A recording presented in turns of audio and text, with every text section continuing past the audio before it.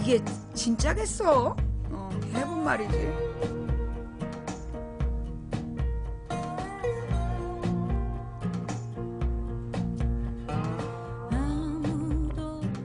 자,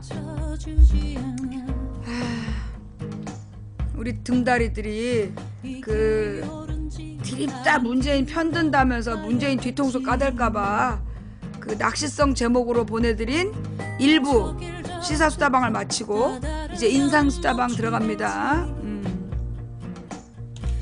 잠깐만요.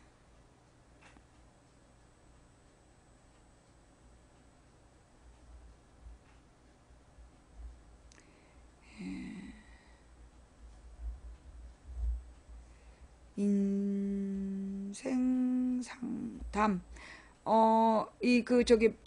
저한테 인생상담을 요청하실 때는요, 예, 문자로 보내지 마시고 꼭 텔레그램으로 보내셔야 된다. 그 다음에 이제 이 텔레그램으로 보내실 때 너무 길게 쓰면 안 돼요. 근데 너무 사연이 길어요. 자, 여러분, 제가 왜 짧게 쓰라고 하느냐 하면, 여러분들이 이제 처음에 나한테 쓰려고 되게 길게 쓰잖아. 그죠? 근데 그렇게 길게 쓰다가 보면 이제 제가 줄여서 주세요. 그런단 말이야. 그게 뭐냐? 자기의 고민을 좀 더 정리해 보라는 거야. 대부분의 사람들이 인생에서 걱정하는 부분들이 뭐냐면 문제의 본질을 보지 못하고 주변에 막 널려 있는 것들을 함께 막 뭉뚱그려서 생각하기 때문에 해결이 안 되는 거예요. 그래서 제가 400자, 800자로 줄이세요 라고 얘기하는 게 뭐냐면 자기의 고민의 본질을 들여다보라는 거야. 그래서 내용을 쭉 썼다가 줄이면서 내가 본질적으로 뭘 고민하는구나 라는 게 나와. 그래서 내가 짧게 줄이라는 거예요. 그러니까는 이게 자기가 이렇게 그걸 줄일 수 있는 사람은 스스로 적어도 절반 이상 고민이 해결되는 거야. 그리고 남아있는 그 본질적인 부분에 대해서 한두 마디를 조언하면 그게 이제 해결이 되는 거죠. 근데 이제 많은 사람들이 이 인생수다방을 누군가를 비난하기 위해서 활용하는 경우가 있어요. 예. 자기가 어린 시절에 이런 상처를 받았다. 그러면서 누구누구를 욕하기 위해서 인생수다방을 쓰는 경우가 있는데, 근데 그렇게 해서는요, 아무 도움이 안 돼요. 왜냐하면 누군가의 잘못을 끊임없이 기억하고 있다는 거거든. 근데 이제 자기가 어린 시절에 상처를 받았지만 그래서 나의 이런 문제가 고민이다 라는 사람은 그 과거의 상처가 있지만 극복하려는 의지가 있는 사람이야. 근데 자기가 막 이런 일로 상처받았다라고 쓰는 사람은 여전히 그 사람에 대한 미움에 빠져 있어요. 그렇게 누군가를 미워하는 상태에 있는 사람은 구해줄 수가 없어. 왜냐? 그런 사람에겐 아무리 손을 내밀어도 필요 없다고 그러는 거야. 이 수렁에 빠진 사람한테 이걸 잡고 올라오세요. 그도 필요 없어요. 필요 없어요. 나는 지금 수렁에 빠졌단 말이에요. 그런 거거든. 그래서 누구를 자꾸만 미워하는 사람, 누구를 자꾸 미워하는 사람의 글은 제가 별로 이렇게 상담으로 안 다뤄요. 왜? 이 사람은 그 미움 속에 빠져 있기 때문에 누가 이렇게 설명을 해줘도 받아들이지 않아. 근데 좀 쓴 내용들 중에서 이 사람은 정말 해결하려는 의지가 있다. 그런 사람들은 이 사람은 미움의 단계가 아니라 문제로서 이걸 객관화 시켰구나라고 보는 사람만 제가 읽어드리거든요. 예. 그러니까 먼저 여러분 저한테 보내실 때는 텔레그램을 깔고 그 다음에 이제 망치 부인의 전화번호는 텔레그램을 깔기 전에 여러분 전화기에 망치 부인의 문자 전용 번호를 입력하시면 돼요. 010-2294-2016 번호를 망치 부인 이렇게 입력을 해놔. 저장을 해. 그 다음에 텔레그램을 깔아. 그리고 반나절을 기다리면 망치 부인이 떠요. 그러면 그 다음에 비밀글로 하지 말고 인생상담 이렇게 제목을 쓰고 저한테 800자 이내로 정리를 해서 보내시면 제가 이제 이 시간에 일요일 저녁 10시부터 읽어드리는 시간에 읽고 제가 답할 수 있는 내용만 답을 해드려요. 근데 요 인생 상담은 꼭 8시 이전에 보내셔야 돼. 8시 이후에 보내신 거는 제가 안 읽어드려요. 왜냐면 남의 인생 상담 하는 거 보고 그 다음에 막 쓴단 말이야. 그러면 안 돼. 그러니까 금요일부터 일요일 사이에 저녁 8시 이전에 800자로 보낸 분만 제가 인생 상담 딱 검색하면 떠요.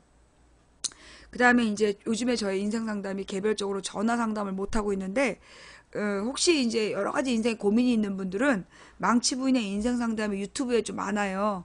찾아서 읽어보시면 아마 여러분들의 비슷비슷한 문제점들이 좀 있을 거예요. 예, 그거를 활용하시면 좋겠다라는 거. 음, 자, 지난주에 인생 상담 받았던 사람입니다. 지각하는 동료들 사이에서 스트레스 받았던 직장 여성. 망부님 말씀을 들어보니까 제가 전에 몇백 명 회사 다니면서 제 팀원을 다루듯이 그분들을 컨트롤하려고 했고 그게 내 뜻대로 안 되니까 괜한 분노가 생겼구나 싶어서 부끄러웠습니다. 말씀대로 하느님이 왜 이 회사에 나를 보내셨을까? 여기서 얻을 수 있는 건 무엇일까 생각해 보았더니 출근길에 긍정적인 기운도 계속 나고 그들을 너그러이 볼 수 있었습니다. 어떤 상황이 주어져도 그것이 모두 나에게 뜻이 있을 거라 좋게 생각하고 살려고 합니다. 감사합니다. 맞아요. 이게 인생 상담의 목적이에요. 이런 마음을 갖게 하는 거. 사실 우리가 그러니까 사람들에 보면요. 특히 이제 습관적으로 자기의 상처를 가지고 이 사람 저 사람한테 상담받는 사람들이 있어요. 뭐 어렸을 때 자기가 학대받았다 이런 이야기를 여기저기 막 그 무료 상담들을 돌아다니면서 상담받는 사람들이 있는데 이 사람들이 안 나. 왜? 계속해서 자기가 상처받았다는 얘기를 반복하기 때문에 그래서 낫지 않는 거예요. 예. 그래서 나는 그 사람들 딱 보면 보여. 아, 이 사람은 습관적으로 상담하는 사람이다. 이 사람은 상담을 통해서 관심을 받고 싶은 거지 문제를 해결하라는 사람이 아니야. 나는 그런 사람들은 죄송하다라고 얘기하고 상담을 안 해드립니다. 예.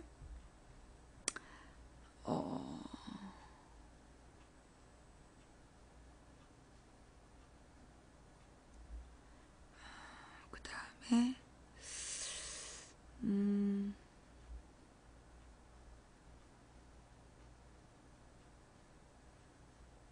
너무 길어. 아, 이것도 지난번에 했던 거고, 어, 이거 지난번에 했던 거고, 5월 7일이면 지난주잖아. 그죠? 그 다음에 5월 7일 거 다 넘어가서, 예, 여기부터다.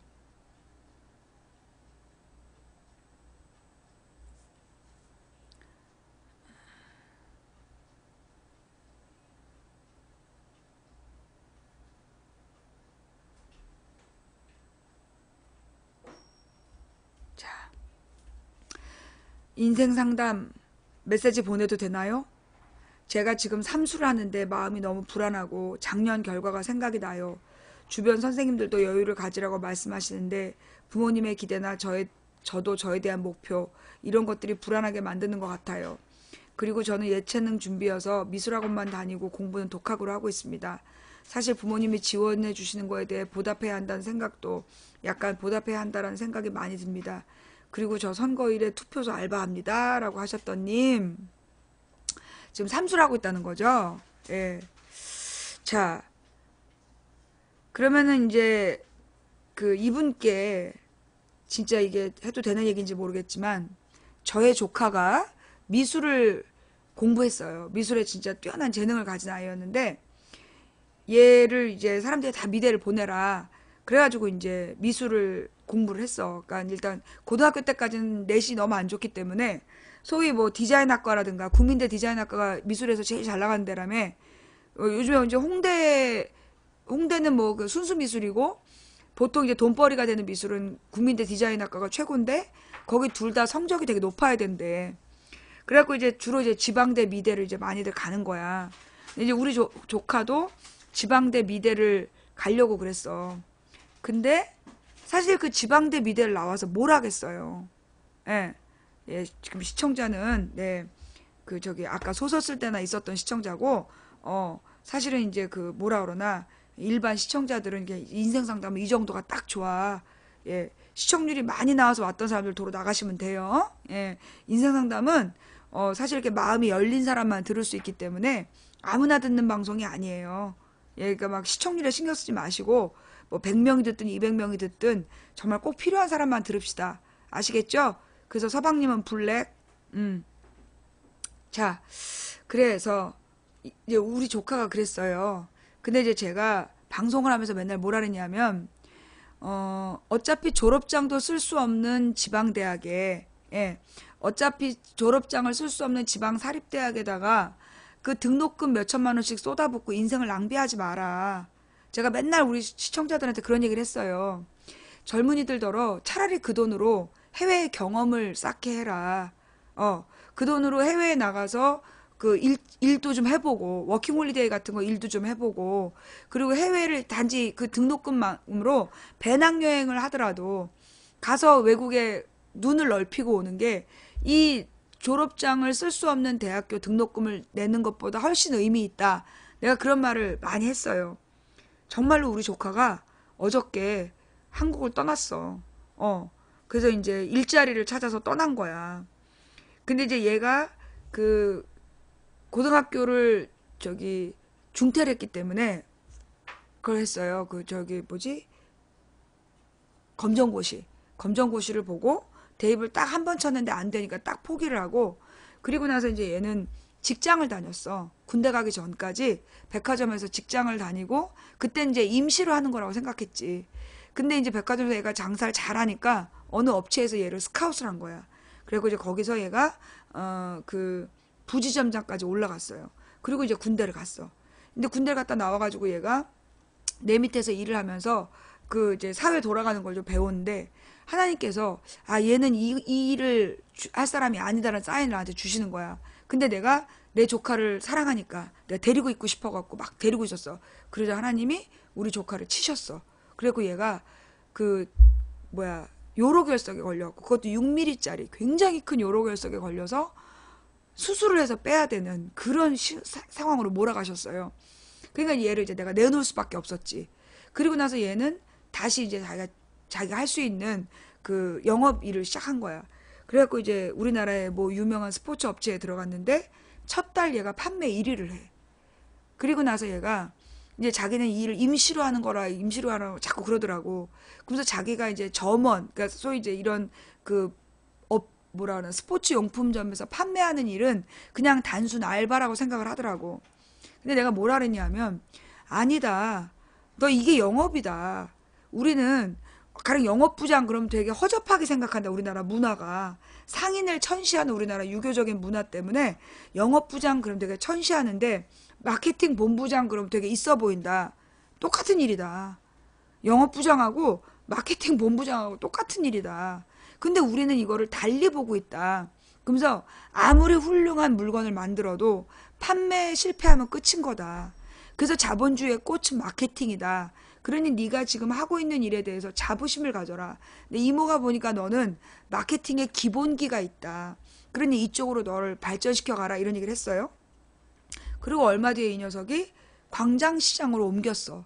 그리고 광장시장에서 몇 달 동안 그 도매를 하는 사람들의 분위기를 딱 익힌 거야. 그러더니만 그 한국과 계절이 반대인 호주로 자기가 장사를 하러 간다. 그리고 어저께 출국을 했어요. 예. 내가 이 친구한테 해주고 싶은 얘기는 뭐냐. 나는 미술로 돈벌이를 하려면 삼수씩 안 해도 된다고 봐. 첫 번째 안 됐다면 이 미술로 돈벌이 안 된다는 얘기예요. 돈벌이도 안 되는 미술을 뭐하러 대학을 가서 공부해. 나는 이 미술로 삼수하고 있는 게 나는 별로 좋은 일은 아닌 것 같아요. 그러니까 나는 그냥 이 미술로 삼수를 이미 하고 있는 거니까 마지막으로 한번 해보되 이게 안 되면 다행인 줄 아세요. 내가 볼 때 삼수해서 미대 가봤자 그렇게 미래가 밝지 않아. 응, 미래가 밝지 않아요. 그러니까 나는 이 친구한테 너무나 이렇게 막 미술 삼수에 매달리지 말았으면 좋겠어. 가벼운 마음으로 붙으면 가고 떨어지면 안 가겠다. 이런 마음으로 했으면 좋겠어. 그리고 미술은 자기의 그 취미 생활과 정서적으로 했으면 좋겠어요. 그리고 뭔가 다른 자신의 재능을 찾았으면 좋겠어. 내가 볼 때 이 삼수까지 했다 그러면 이걸로 성공하기 좀 어렵다. 그리고 우리나라에서 미대 나와서 할 수 있는 일이 많지 않아. 예, 미안합니다. 너무 냉정하게 자기 조카 자랑만 하고 냉혹하게 해서 미안해요. 그러니까 우리 조카도 근데 얘가 미술적인 감각이 있잖아요. 그래서 뭘 잘하느냐 하면 얘가 옷을 파는 거야. 스포츠 매장에서 그 사람에게 제일 잘 어울리는 부츠를 팔아갖고 뭐 되게 유명한 메이커야. 거기서 판매 1위를 했어. 그리고 얘가 비정규직으로 들어갔는데 바로 정규직 그 사인했어요. 한 달이 안 돼갖고. 그 다음에 그 미술적인 재능으로 그 다음에 이제 광장시장에서 옷을 판 거야. 그러니까 이 사람에게 가장 잘 맞는 옷을 골라주는 거죠. 그리고 아무도 팔지 못하는 그 신발만 파는 데에 들어가서 신발하고 어울리는 가방을 이 사람한테 딱 맞게 세팅을 해준 거야. 그러니까 그 비싼 제품을 너무 잘 팔아가지고 얘는 막 모든 그 지점장들이 막 얘를 데려가려고 그래. 그러니까 이 미술적인 재능을 쓸 수 있는 다른 분야가 있다는 거예요. 예. 그 미술적인 분야를 쓸 수 있는 다른 분야를 배우세요. 뭐 가령 뭐 인테리어라든가 무슨 뭐 벽지라든가 타일이라든가 뭔가 실용적인 다른 분야를 배우는 게 낫지. 내가 볼 때는 뭐 미대에 나와가지고 실제로 그 할 수 있는 일이 별로 없어. 예. 그 미술적인 감각으로 차라리 옷을 판다든가 아니면 뭔가 다른 길이 있을 거야. 자, 다음 이야기. 대학생 시절 이명박 시장이 장축체육관에서 하는 기도 집회에 참여한 것을 계기로 지지하며 소수 보수 쪽에 마음을 두고 있었습니다. 구국 기도 모임 때 종북 좌파에 대한 설명을 들어서 믿기도 했습니다. 그러다 세월호 사건이 지나고 망치 부인님의 방송을 접하며 언론의 실체를 보게 되었습니다. 참 다행이고 감사합니다. 이런 사람도 있어요. 예. 그런데 최근 장모님께서 월맹 월남 전쟁과 연관된 킬링필드 보트피플 등을 언급하시더니 간첩의 활동으로 나라가 사라진 역사를 보면서 우리나라도 꼭 이 모양 같다며 깨어서 기도해야 된다. 걱정과 우려를 진심으로 하시며 위 내용을 공부해 보라고 하십니다. 어머님은 사역자이십니다. 사모님이요. 저는 아니라고 생각하는데 어떻게 설명을 드리고 설득해야 하는지, 그리고 월남전과 관련해서 유튜브에 올려진 영상은 일단은 사실인지, 다만 그것을 우리나라 상황에 어거지로 맞추는 것이 억지가 있는 것이라고 해야 하는지 지혜가 필요합니다. 라고 하셨는데요. 이런 장모님하고 싸우지 마세요.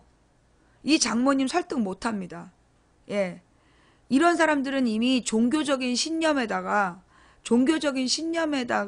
사상적인 무장까지 된 사람들이기 때문에 이런 사람들하고 싸워봤자 못 바꿔요. 예. 그냥 냅두세요. 근데 무엇보다 이 사람들은 허위 사실로 학습받은 거예요. 예. 그리고 이게 인생 상담 내용이 아니라 이건 시사적인 내용인데 무슨 얘기냐 하면 월남전이 간첩들 때문에 망했다. 거짓말이에요. 월남이 왜 패망했냐 하면 월남군이 미군만 믿다가 패망한 거야. 지금 우리나라 이명박 박근혜 지지자들처럼 미군만 있으면 전쟁 안 난다. 그래서 망했어요. 미군만 믿다가. 예. 근데 이걸 간첩들이 망하겠다라고 거짓말하는 거야. 월맹군은 굉장히 자주적인 의식을 가지고 나라를 찾아야겠다는 의식이 있었고, 월남 쪽은 굉장히 부패한 정치인들이 미국만 믿고 외세만 믿고 있다가 망한 거예요. 근데 그거를 절대 이 한국의 보수적인 교단에서 인정을 안 해. 그리고 간첩 때문에 망했다는 거짓말을 하는 거야. 그게 왜 그랬냐? 한국의 교단이 새누리당 지지자들이 다 장로들이야. 새누리당 장로들에게 충성을 해야 목회자 일을 할 수 있어. 지금 우리나라 한국 교회들이 1990년대부터 대형 교회로 변질이 되고, 그 대형 교회를 짓기 위해서는 굉장히 많은 대출을 했어야 돼. 그 대출금을 갚으려니까 부자들의 돈이 필요했고, 그래서 신앙적인 자격이 없는 사람들이 돈만 있으면 장로를 시켜준 거야. 걔네들이 종교를 잡았어. 그래서 그 장로들이 개념 있는 목사님들을 내쫓고 자기네들에게 충성하는 목사들만 목사를 하게 해준 거예요. 그래서 지금 한국 교회가 이 지경이 됐어. 예. 그러다 보니까 지금 한국 교회에서 소위 박근혜 탄핵 반대 집회에 막 동원되고 이런 사람들은요, 변하지 않아요. 이 사람들은 생계의 문제야. 그러니까 그런 장모님하고 싸우지 마시고, 그런 장모님하고 싸우지 마시고, 본인의 신앙을 똑바로 하세요. 본인의 신앙을 똑바로 하시고, 정말 그 성경을 제대로 읽어보세요. 성경 제대로 읽어보면 이런 정권에게 충성하라고 하나님 절대 얘기하지 않으셨어. 새누리당의 가치와 그 이명박 박근혜 지지자들의 뜻과 성경의 예수님의 말씀은 정반대예요. 네 재산을 다 팔아서 가난한 자들에게 나눠주고 나를 따라라. 너의 십자가를 지고 타인을 위해 희생해라. 십계명 남을 위해 거짓 맹세하지 거짓 증언하지 마라. 정말로 성경을 읽는 사람은 새누리당을 지지할 수 없어요. 그러면 왜 한국의 대형교회가 새누리당을 지지하냐? 아까 얘기한 장로들의 돈 때문이야. 그들은 하나님을 섬기는 게 아니라 돈을 섬기는 거야. 그러니까 그런 교회나 그런 장모님하고 싸우지 마시고 진정한 신앙을 회복하시기 바랍니다.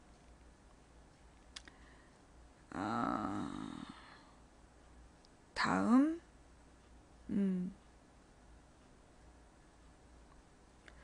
저는 너무 이중적인 것 같아요. 머리와 마음으로는 분명 잘못된 것이고 그걸 바로잡고 싶어 하는데 입으론 그게 잘 안 됩니다.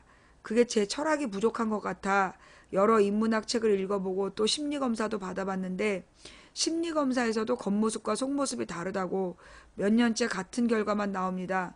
과거엔 인간관계에 상처를 받은 기억이 있는데 이런 기억 때문에 제 자신을 가두는 것 같기도 해요.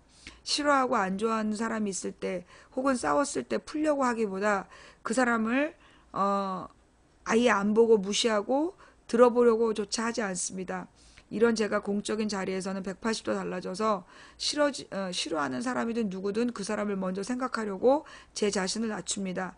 이런 제 자신이 가끔은 너무 자괴감이 들기도 하고 고쳐야 될 점이라고 생각합니다. 혼자 답을 찾으려다가 조언을 구하고 싶어서 메시지를 남겨봅니다. 라고 하셨는데요.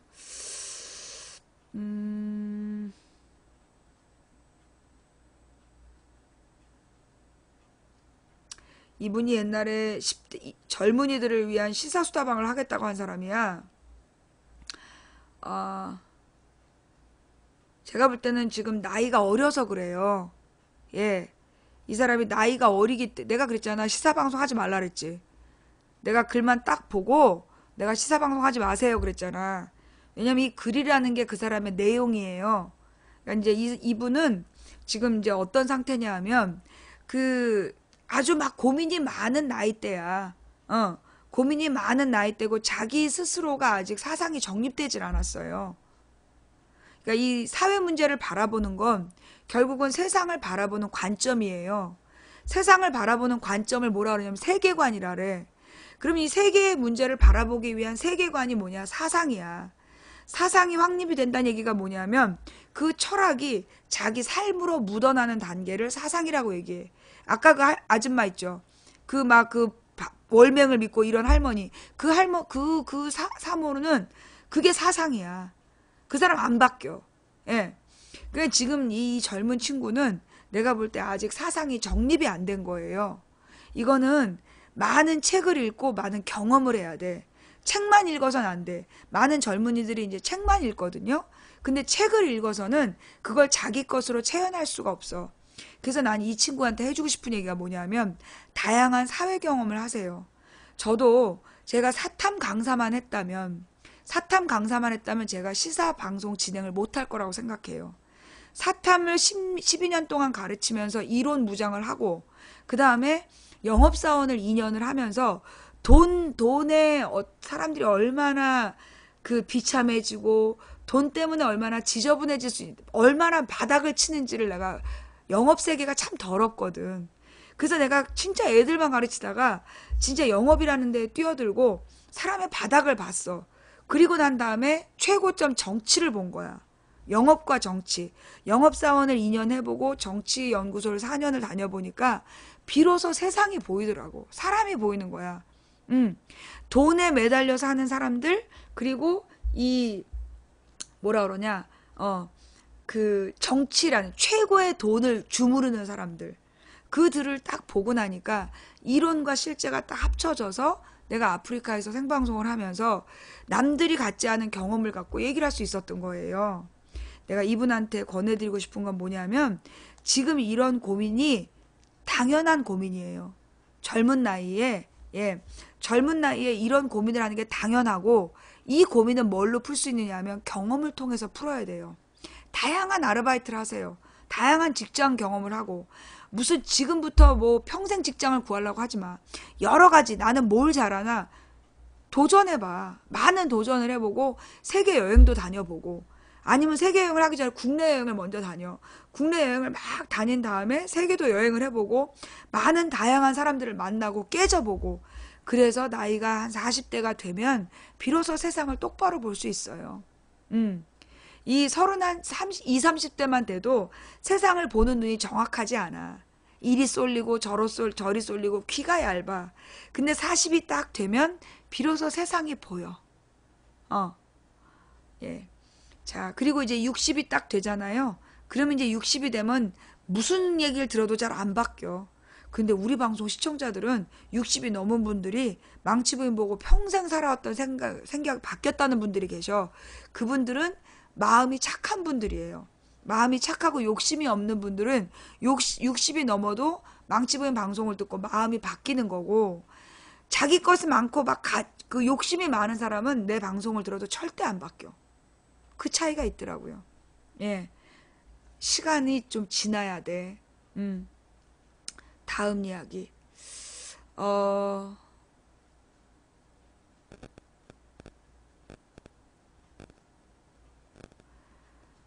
저는 충남 천안에 사는 33세 회사원 누구입니다.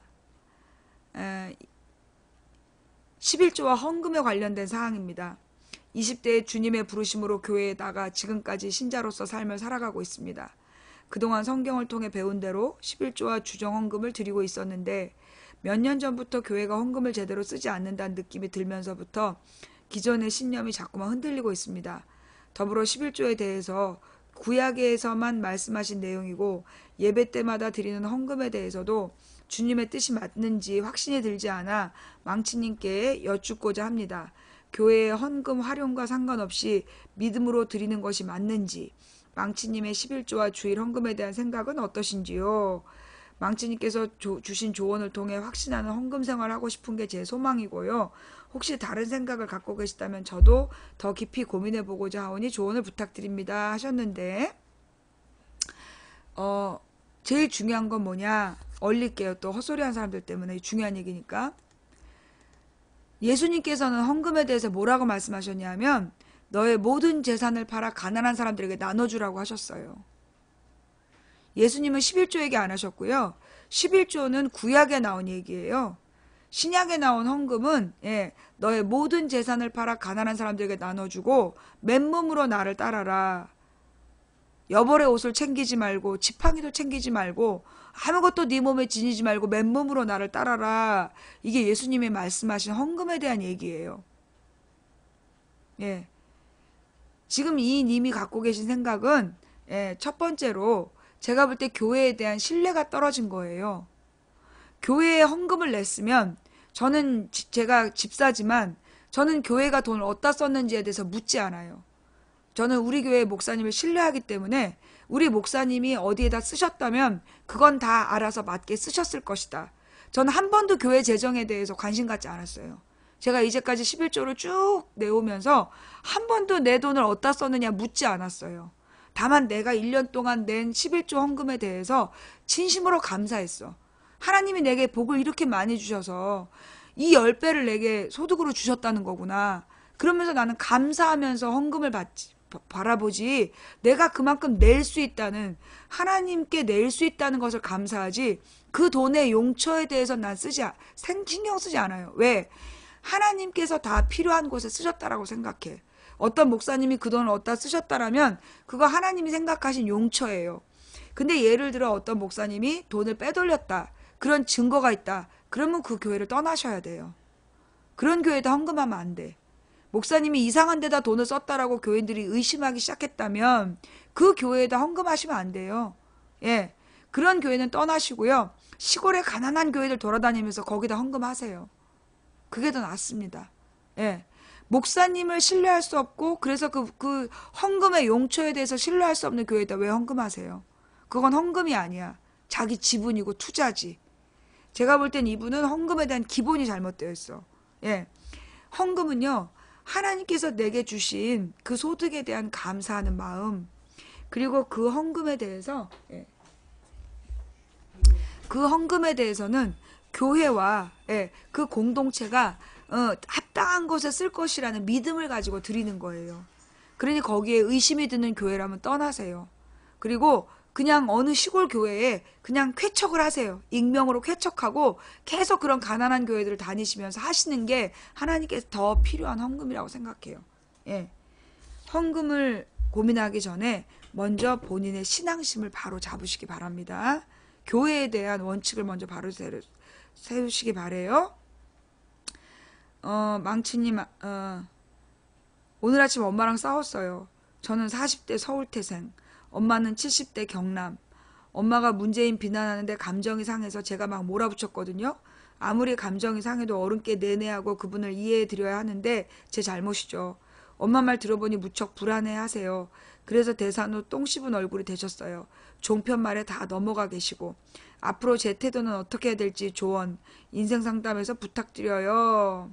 라고 하셨는데요. 네. 제가 늘 말씀드리잖아요. 예. 그 어른들의 정치의식을 말로 바꾸려고 하지 마세요. 특히 40대가 70세 어머님의 사상을 바꾸려고 하시면, 말싸움으로 바꾸려고 하시면 그거는 정말 잘못된 거예요. 못 바꿔요. 제가 그랬잖아요. 20, 30대는 사상이 정립되는 시기야. 40살 정도의 사상이 정립돼. 그래서 이제 20년 동안 이제 내 것이 되는 거야. 그래서 60대 때는 누구 바깥의 말 듣고 바꿀 때가 아니야. 그래서 70대 어르신은 절대 말로 안 바뀌어요. 그럼 70대 어르신은 절대 못 바꾸냐? 바꿀 수 있는 딱 하나의 방법이 있는데 그건 감동을 통해서 바꾸는 거예요. 70대 어르신을 바꿀 수 있는 딱 하나의 방법은 감동을 통해서 바꾸시는 거예요. 신뢰와 감동. 그러면 어떻게 해야 되느냐? 지금 40세 딸이 어머님께 정말 그 어머님이 인정할 수 있는 딸이 되는 게 먼저예요. 이 70대 어르신들이 어떨 때 정치적 입장을 바꾸느냐 하면 정말 자기가 의지하는 자식, 자기가 믿고 따르는 자식이 권하면 정치적인 입장도 바뀌어요. 어머님들은 아들이 찍으라고 그러면 찍어. 왜? 그 아들이 자기의 노후를 책임져 줄 거기 때문에 아들이 찍으라고 그러면 찍어요. 그 다음에 그 아버지들은 딸이 찍으라고 그러면 찍어.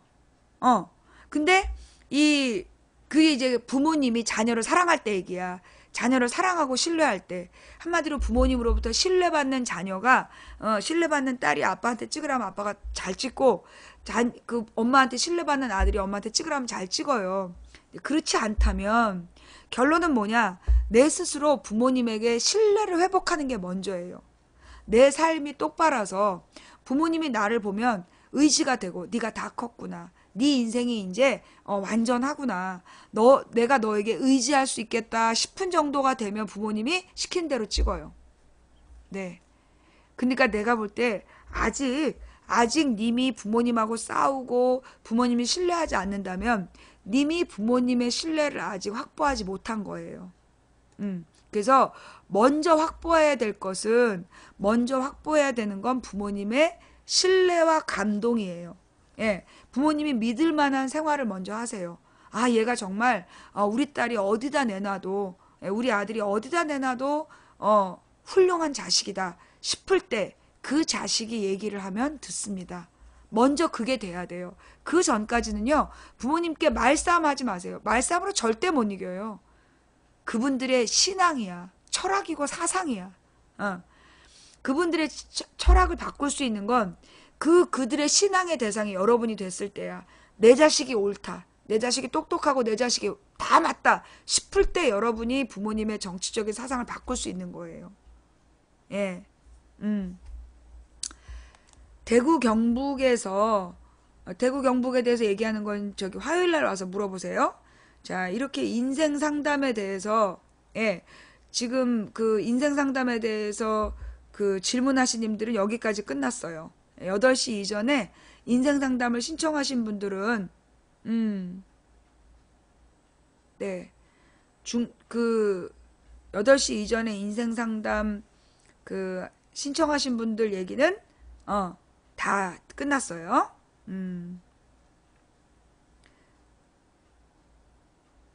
누가 반칙으로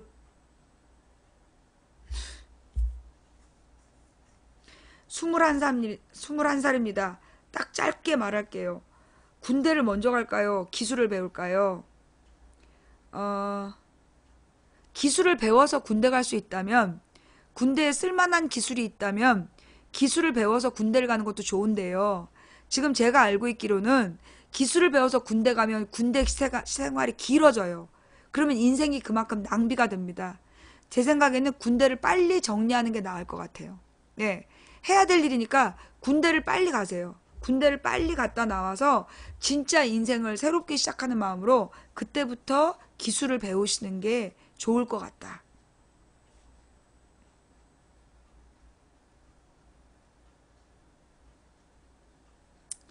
어허, 이런 식으로, 예, 이런 식으로 막 그 변칙적으로 씩 뒤에 막 인생 상담 넣고 이러면 안 돼요. 근데 오늘은 인생 상담이 별로 짧게 들어와서 여기까지만 하니까 마지막이야, 이게. 20살 특성화 고등학교 졸업하고 직장과 대학교 다니고 있는 학생입니다. 저는 집안 살림이 좋지 않아 취업을 목적으로 특성화 고등학교에 들어갔습니다. 사실 들어가기 전 많은 고민이 있었고 특성화 공업고등학교에 갈 수밖에 없는 현실이 너무 싫었습니다. 꿈이 있고 하고 싶은 게 있는데 전혀 다른 전공을 선택해야 되고 억지로 해야 되는 상황이 저에게는 정말 힘들었습니다. 어머니는 희귀병에 고생하시고 아버지는 제가 14살 때 돌아가셨습니다. 그래서 제가 일을 해야 되는 상황입니다. 하지만 너무 제 꿈이 하고 싶습니다. 기자입니다. 저는 기사 보는 걸로 하루를 시작하고 끝을 기사 보는 걸로 합니다. 제가 직장을 그만두고 기자 준비를 하면 집에서 돈 벌 사람이 없고 기초 생활비가 나오는 걸로는 생활 자체가 안 되며 돈 없는 게 얼마나 비참한지 뼈저리게 느껴버린 20살입니다. 더 이상 비참해지기 싫어서 빨리 취업을 한 거지만 영혼이 점점 죽어가는 기분입니다. 어떻게 해야 될까요?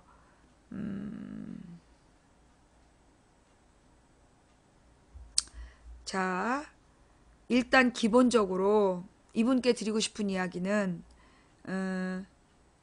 우리나라의 기자가 참 힘들어요. 요즘에 왜 언론사가 저렇게 모자리가 됐냐면 요즘에 새로 들어가는 기자들이 다 공부만 한 애들이야. 공부만 하고 세상 물정을 모르던 애들이 서울대 연고대 나와서 기자가 됐어. 서울대 연고대 나와서 박근혜한테 받아쓰기 한 거야.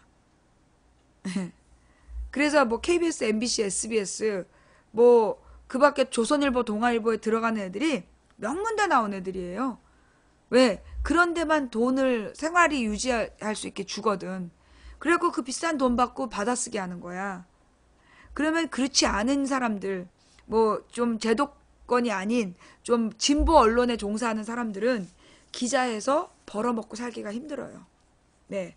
솔직히 얘기해가지고 우리가 보는 망치 부인이 다루는 그 언론사에서 일해가지고 벌어먹고 사는 기자들이 드물어요. 예. 그래서 기자를 해가지고 벌어먹고 살 수가 없다. 그게 현실이야. 냉정하게. 지금 왜냐하면 지금 이분이 서울대 연고대로 졸업하지 않으면 서울대 연고대에서 언론정보학과 수석하지 않으면 먹고 살 수 있는 기자가 될 수 없어. 그러면 나머지로는 기자가 될 수 있는 방법이 드물어요. 예. 그러면 어떻게 해야 되느냐? 그 오마이뉴스 같은 경우에 시민기자라고 있잖아요. 그죠? 오마이뉴스에서 시민기자 자격을 따시고 아니면 그 뭐라 그러나 소규모 언론에서 경험 삼아 기사를 쓰시면서 일과 병행해야 되겠죠. 그러니까 기자들이 사실 그 기자만 해갖고 먹고 살 수가 없어. 그러다 보니까 기자들이 주로 뭐 하냐면 얻어먹고 다녀요.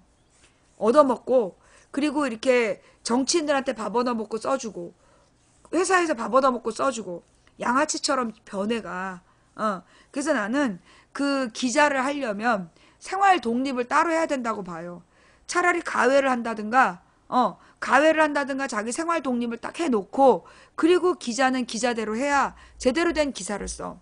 아니면 하루 종일 그 낭인처럼 돌아다니면서 제대로 된 기사도 못 쓰고 당연히 밥 얻어먹고 다니는 기자가 밥 얻어먹고 다니면 기자답지 않아요.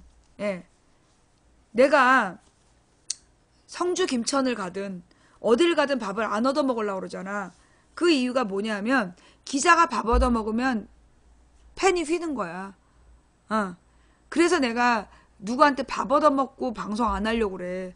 내가 국회의원들하고도 단 한 번도 밥을 얻어먹은 적이 없어. 내가 우리 방송에 출연한 국회의원들하고 누구도 같이 밥 먹은 적이 없어요. 이인영 선배도 나한테 한 번도 밥 산 적이 없어. 인재근 의원도 국회의원 된 다음에 나하고 한 번도 말을 섞은 적이 없어요. 밥을 같이 먹은 적이 없어. 왜냐하면 그것도 그 사람도 국회의원이니까. 언론인은 국회의원하고 밥 먹으면 안 된다는 생각이 내 생각이야. 예. 예.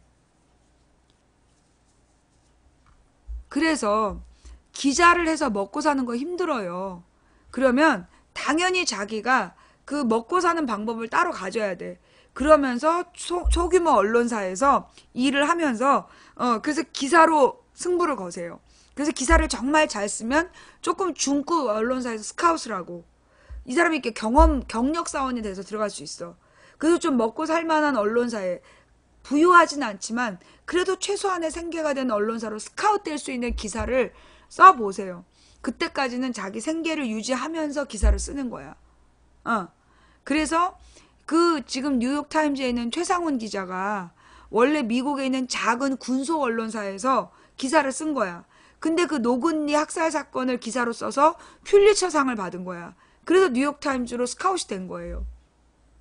그런 것처럼 정말로 기자를 하고 싶습니까? 그렇다면 먹고 사는 문제를 스스로 해결하셔야 돼요. 예. 지금 조중동 들어갈 거야? 그게 기자야? 받아쓰기 하는 프린터지?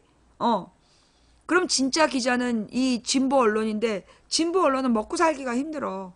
그러니까 먼저 생계를 어떻게 할 건지에 대한 대책을 세워놓고 그리고 정말 필력으로 승부하세요.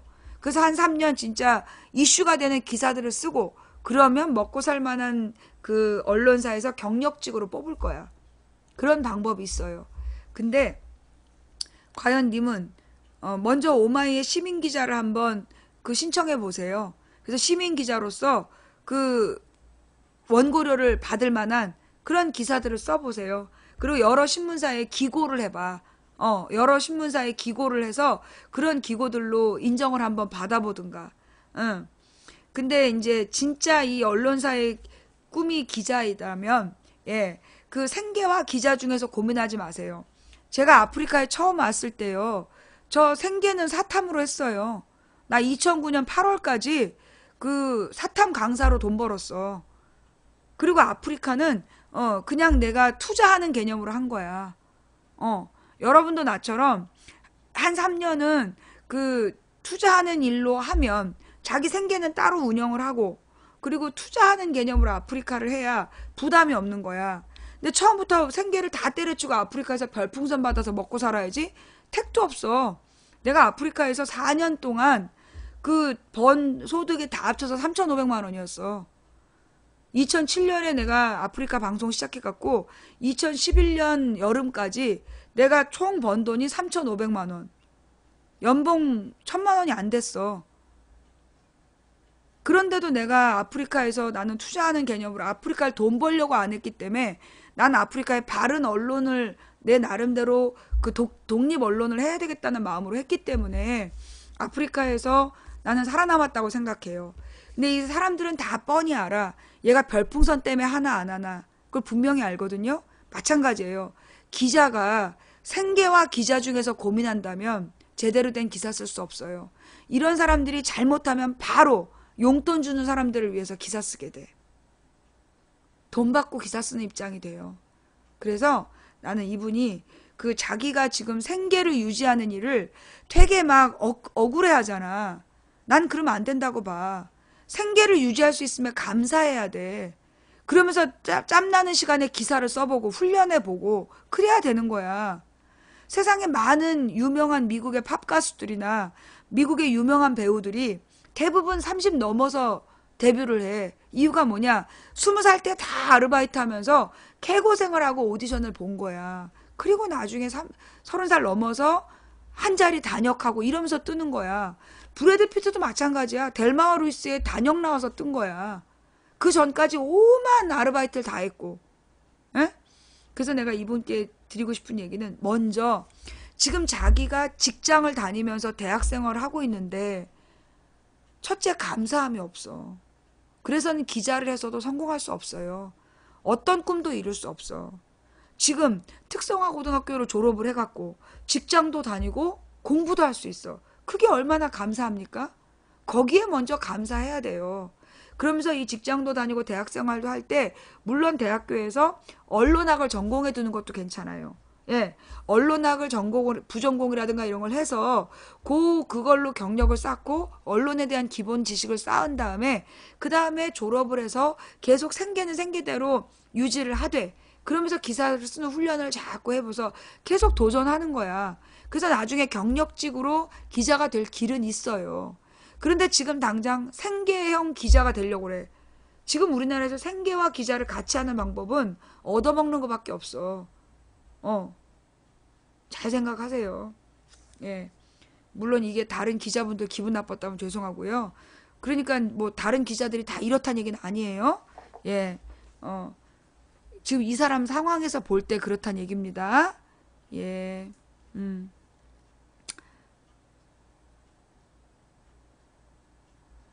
다음.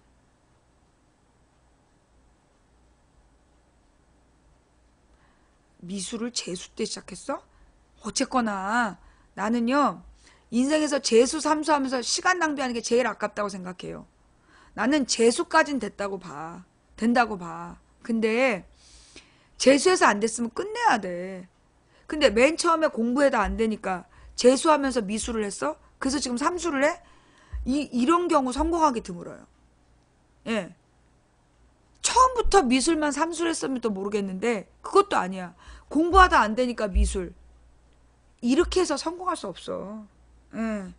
예. 재수까지는 하는데 난 삼수해서 성공할 수는 없다고 보거든요. 근데 이미 삼수를 시작했기 때문에 어쩔 수 없는 거야. 삼수는 가본 데까지 가보세요. 근데 나는 좋은 성과를 얻기는 어렵다고 봅니다. 예. 괜히 시간을 낭비하지 마세요. 예.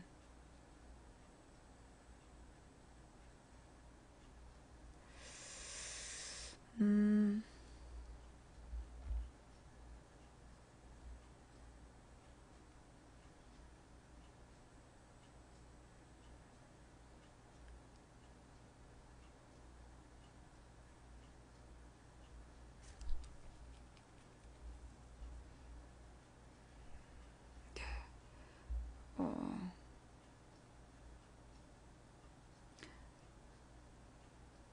지금 죄송한데요.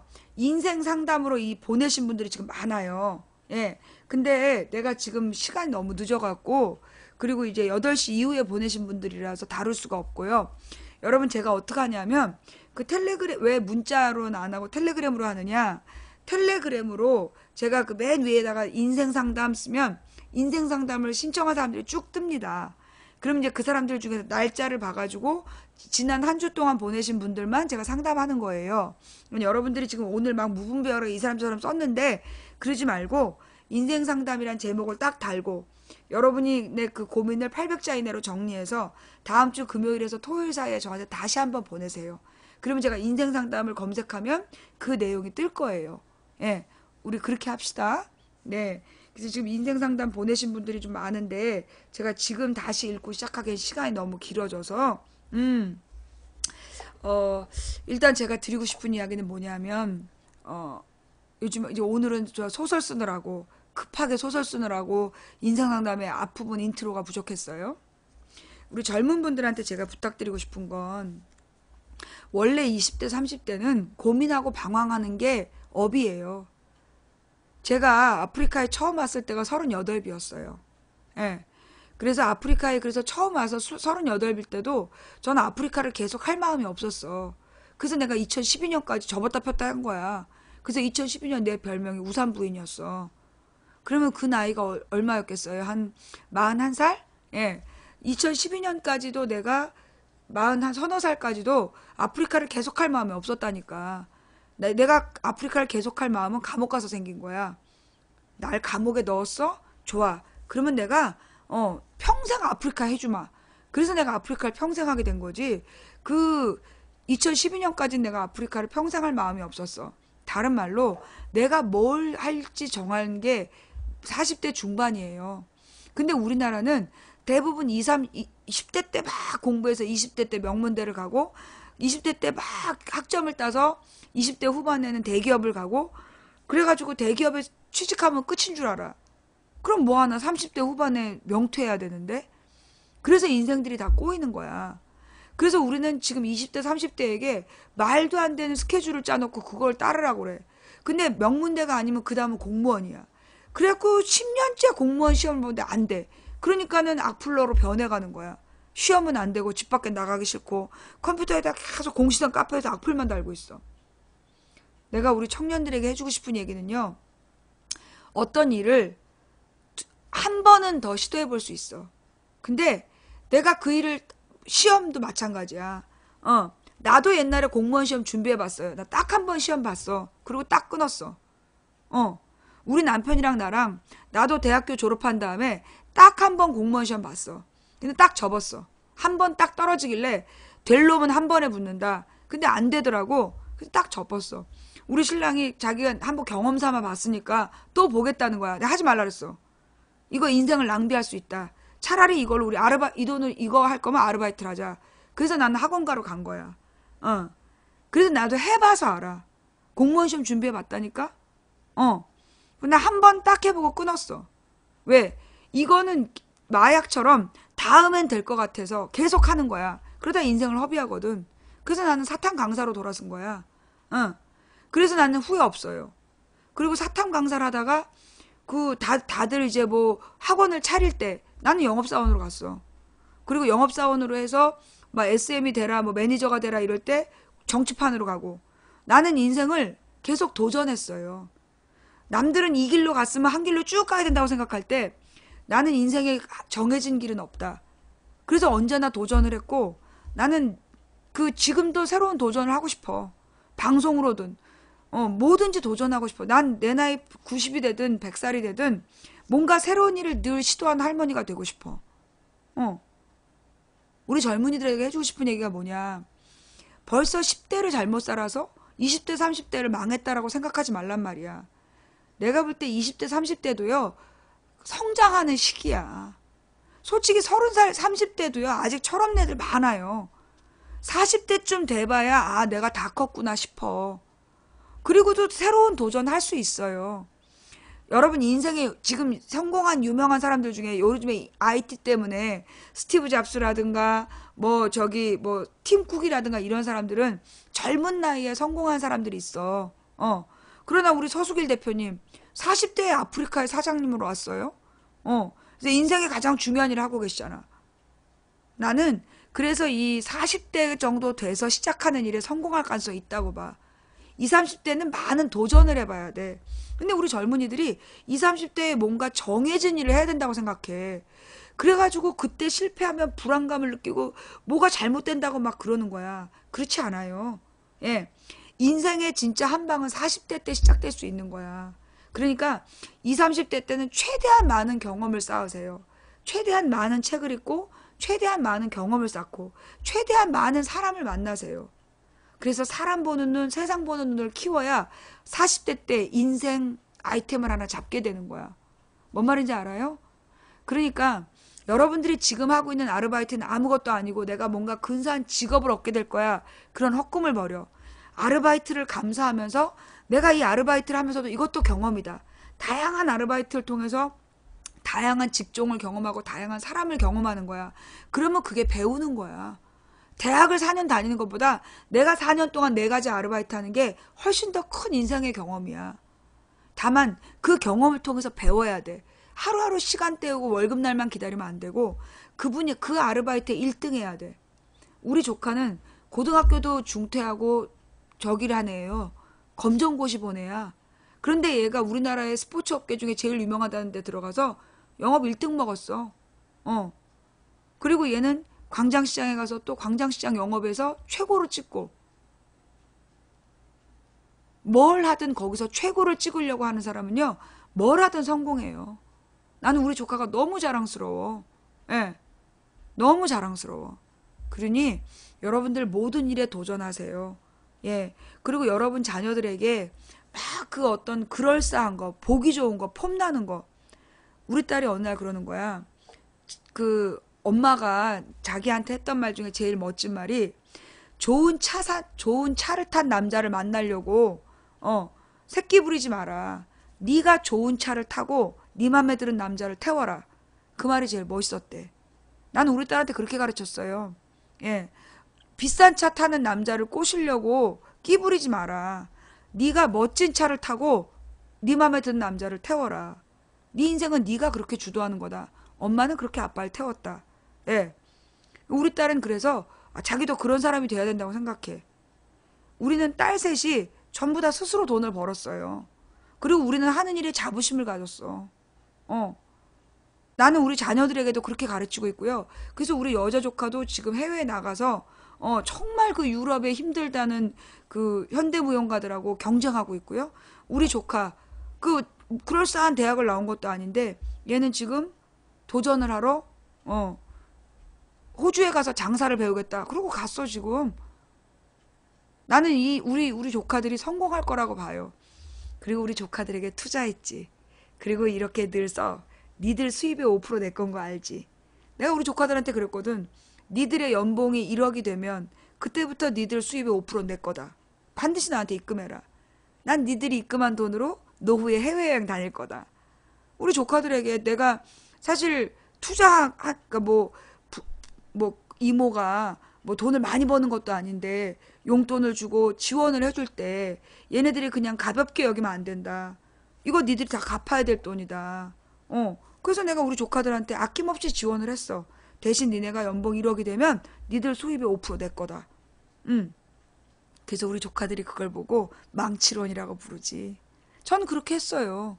여러분도 여러분의 조카들 중에 그 형제 간의 형편이 어려워서 혹시 공부하고 싶은데 못하는 애가 있거나 뭘 해야 되는데 어렵다라면 여러분 조카들에게 투자하십시오. 쓸데없는 주식 투자하지 말고 여러분 조카들에게 투자하세요. 그게 친인척들끼리 서로 나누는 거고, 그래서 그 조카들이 나중에 이 친인척들을 풍성하게 하면 내 자식이 외롭지 않게 되는 거야. 그렇죠. 요즘에 자식 하나나 둘밖에 안 낳는데 하나나 둘밖에 안 낳은 자식이 혼자 장례 치르게 하는 게 얼마나 비참합니까? 예. 우리 조카들에게, 여러분의 조카들에게 조금 형편이 어려운 형제자매의 자녀들에게 투자하시는 거, 그게 결국은 뭐냐? 내 자식의 미래에 투자하는 거예요. 우리 그렇게 삽시다. 내가 돈을 많이 버는 사람은 아니지만 있는 대로 나누고 살면, 있는 대로 나누고 살면요, 그 나눈 건 다 돌아와요. 어떤 분이 그런 명언을 했어. 자기 통장에 있는 건 자기 돈이 아니다. 근데 내가 누군가 남을 도운 돈은 내 돈이다. 내가 남을 도운 돈은 반드시 나한테 돌아온다. 그러니까 남한테 많이 베풀면서 살아라. 예.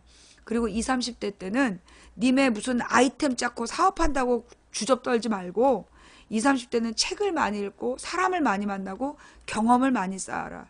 그리고 40대에 비로소 인생은 시작되는 거다. 그리고 20, 30대 때 멋있게 사랑하세요. 직장이 없어서 돈이 없어서 사랑을 못해? 사랑하는 건 마음으로 하는 거야. 직업으로 하는 게 아니라. 누군가를 완전히 정말 영혼까지 사랑해보지 않은 사람은 인생에서 성공할 수 없어. 20, 30대는 뭐 하는 때다? 경험하고 사랑을 할 때야.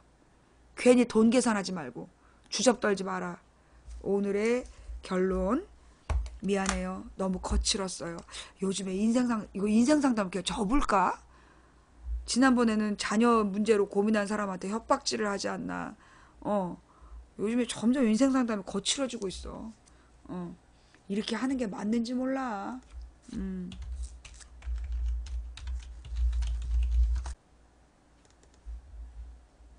그대를 만나고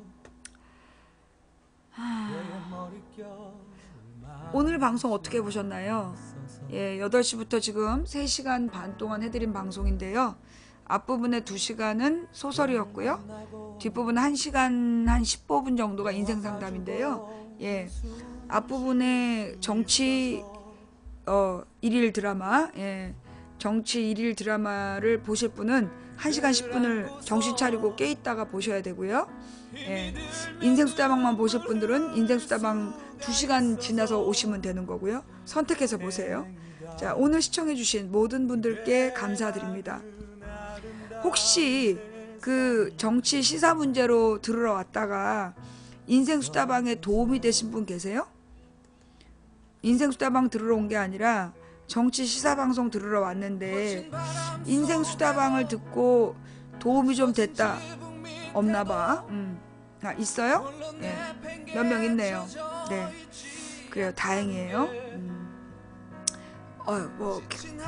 옆구리 찔러서 절 받는 것 같으니까 그만해도 돼요. 자, 오늘 이 허접한 인생 상담을 들어주신 모든 분들께 감사드립니다. 그리고 자기 집 거실에서 그냥 마구 써대는 망치 부인의 인터넷 정치 소설을 집중해서 들어주신 모든 분들께 감사드립니다. 그리고 업을 해주신 7,100분께 감사드리고 꿀잼 눌러주신 모든 분들께 감사드립니다.